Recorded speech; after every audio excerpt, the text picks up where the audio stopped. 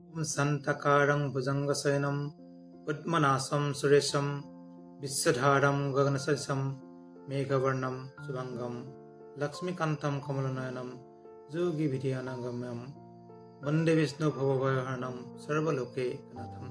Namaskar bibondakal. মোৰ YouTube channel আছে সৰ্বসকলকে স্বাগত জনাইছো। আজি মই প্ৰত্যেক মাহৰ দৰে বৃশ্চিক ৰাশিৰ ডিচেম্বৰ মাহৰ বিষয়ে ৰাশিফলখিনি আলোচনা কৰিম। চমুকৈ যিমান পাৰো আমি তাৰ লগতে এটা বস্তু সদায় চাব লাগিব যে ৰাশিফল বুলি চাওঁতে বহুতে প্ৰশ্ন কৰে যে একা ৰাশিৰ মানুহ বহুত থাকে, কেনেকৈ মিলিব। এই কথাটো সকলোৱে জানিব লাগে যে সকলোৰে নিজৰ জন্মচক্ৰ থাকে, জন্ম সময় থাকে। জন্মচক্ৰ আৰু এইটো হৈছে ৰাশি চক্ৰটো হৈছে বৰ্তমান চক্ৰ। ৰাশিফলটো আমি জন্মচক্ৰৰ লগত যিমান যি হ'লেও ৰাশি চক্ৰটো মিলাব লাগিব, তেতিয়া আমি 100% ফল আমি লাভ কৰিব পাৰোঁ। লগতে ত্ৰিপাদ দশা, দশা, অন্তৰ্দশা, প্ৰত্যন্তৰ দশা সকলো চাব লাগে। তথাপি যদি আমি ৰাশিফলটো চাওঁ 50% এটা আমি এনালাইচিছ কৰিব পাৰোঁ। যদি আমি চাওঁ আপোনাৰ ৰাশি হিচাপে বৃশ্চিক ৰাশিৰ অধিপতি হিচাপে হৈছে মংগল। মংগল আছে নৱম স্থানত।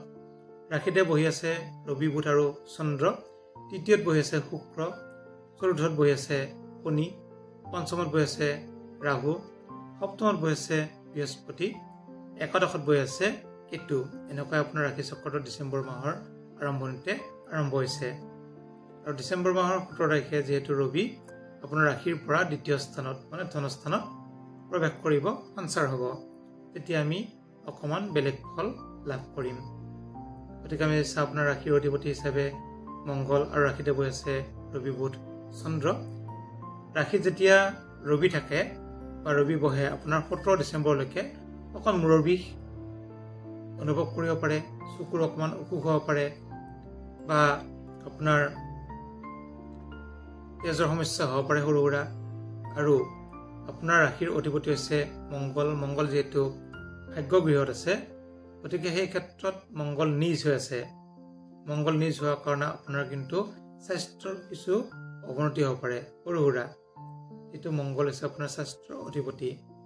মংগল যিহেতু নিজ হৈ আছে, নিচস্থ, আৰু নিচস্থ হৈ থাকিব কমচে কম আপোনাৰ বহুত দিনলৈকে। তথাপি মই 1 মাহৰ কৈছোঁ কাৰণে 1 মাহ নিচস্থ বুলি ধৰি ল'লোঁ। গতিকে গোটেই মাহটো আপোনাৰ কিন্তু বহুত শুভ নহয় মংগলৰ কাৰণে। আৰু মংগল যিহেতু ভাগ্য গৃহত আছে, ভাগ্যত কিছু বাধা আহিব পাৰে আপোনালোকৰ বৃশ্চিক ৰাশিৰ জাতক জাতিকাসকলৰ। আৰু যিহেতু মংগল আৰু বুধ আছে, মানে ৰবি আৰু বুধ আছে আপোনাৰ ৰাশিতে, আৰু চন্দ্ৰ আছে।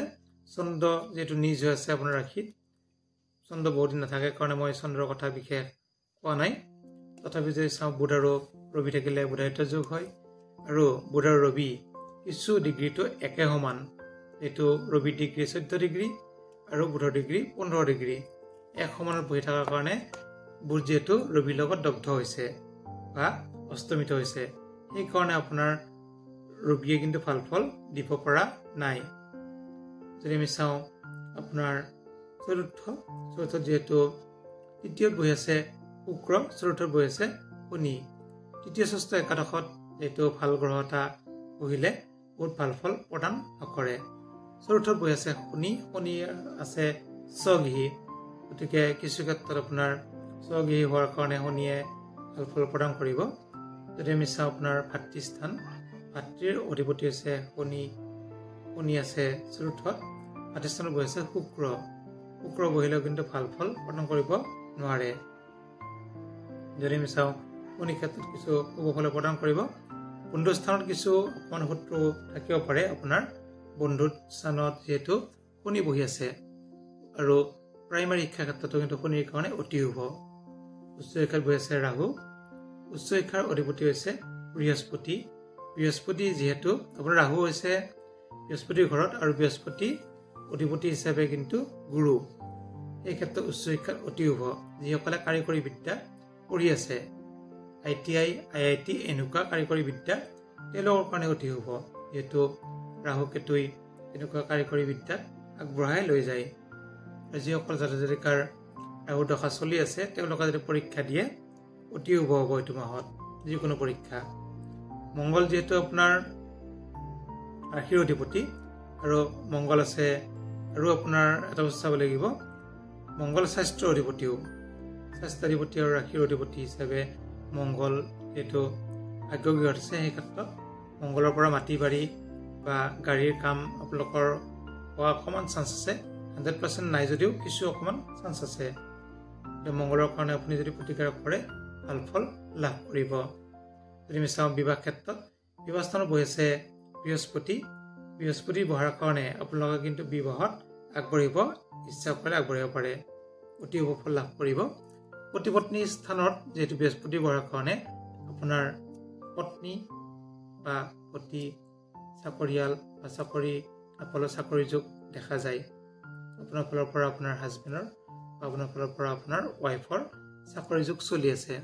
যিটো কেন্দ্ৰত বৃহস্পতি বহি আছে, বৃহস্পতি ভাল ফল অতি শুভ ফল দি আছে আপোনাক। যদি আমি চাওঁ নৱমপতি হৈছে চন্দ্ৰ আছে নিজৰ ৰাশিতে আৰু নৱমত বহি আছে মংগল যিহেতু নিজ, সেইকাৰণে ভাগ্যত কিন্তু কিছু অশুভ থাকিব। আপোনালোকৰ অকণমান চাই চিতি চলিব মংগলৰ কাৰণে, আৰু পাৰিলে মংগলৰ প্ৰতিকাৰ কৰিব। মংগলৰ প্ৰতিকাৰ অতি সহজ, পাৰিলে অনন্তমূল ধাৰণ কৰিব পাৰে আপোনালোকে, আৰু নহ'লে ভিক্ষাৰীক ভোজন দিব পাৰে, তেতিয়া কিন্তু ভাল ফল লাভ কৰিব। যদি আমি চাওঁ কৰ্মাধিপতি হৈছে ৰবি আছে নিজৰ ৰাশিতে, গতিকে কষ্ট কৰা হিচাপে কিন্তু কৰ্ম ফল পাব আপোনালোকে। প্ৰথমতে আপোনাৰ যিহেতু কিছু অকণমান অশুভ আছিলে, তথাপিও কিন্তু আমি যদি চাওঁ এইটোৰ কাৰণে কিছু শুভ ফল লাভ কৰিব, যিহেতু একাদশত কেতু বহি আছে। তৃতীয় ষষ্ঠ একাদশত যদি ৰাহু কেতু মংগল শনি থাকে, তেতিয়া কিন্তু ভাল ফল প্ৰদান কৰে। গতিকে আপোনাৰ কেতু কিন্তু ভাল ফলে প্ৰদান কৰিব, যিহেতু একাদশত আছে। একাদশৰ আৰু যদি আমি চাওঁ দ্বাদশৰ অধিপতি হৈছে শুক্ৰ আপোনাৰ তৃতীয়ত আছে। মাৰক স্থানৰ অধিপতি শুক্ৰ হৈ মাৰক স্থানত বহি আছে। এই ক্ষেত্ৰত চাব লাগিলে আপোনাৰ যিটো কাৰক স্থানৰ অধিপতি কাৰকত বহিলে ভাল, মাৰকৰ অধিপতি মাৰকত বহিলে অতি শুভ। গতিকে শুক্ৰ আপোনাৰ কাৰণে অতি শুভ। আৰু যিটো আপোনাৰ 4টা গ্ৰহ নিজ হৈ আছে আপোনাৰ ৰাশিৰ অধিপতি হিচাপে, আৰু ৰাশিত বহি আছে চন্দ্ৰ নিজ হৈ, আপোনাৰ মংগল কেতু ৰাহু এই 3টা গ্ৰহ নিজ হৈ আছে। যেতিয়া 3টা বা 4টা গ্ৰহ নিজ হৈ থাকে, তেতিয়া আপোনালোকৰ বা আমাৰ ঋষ্টভংগ যুগ এটা থাকে। গতিকে সেই ঋষ্টভংগ যুগটো আমি পাই গৈছোঁ। এই ক্ষেত্ৰত আপোনালোকৰ কিন্তু অতি শুভ। যিসকলে নতুনকৈ আহিছে তেওঁলোকে মোৰ চেনেলটো ছাবস্ক্ৰাইব কৰি থ'ব, দৰকাৰী ভিডিঅ'বোৰ পাই থাকিব। আৰু যদি কিবা সুধিবলগীয়া থাকে আপোনালোকে সুধিব পাৰে। ধন্যবাদ।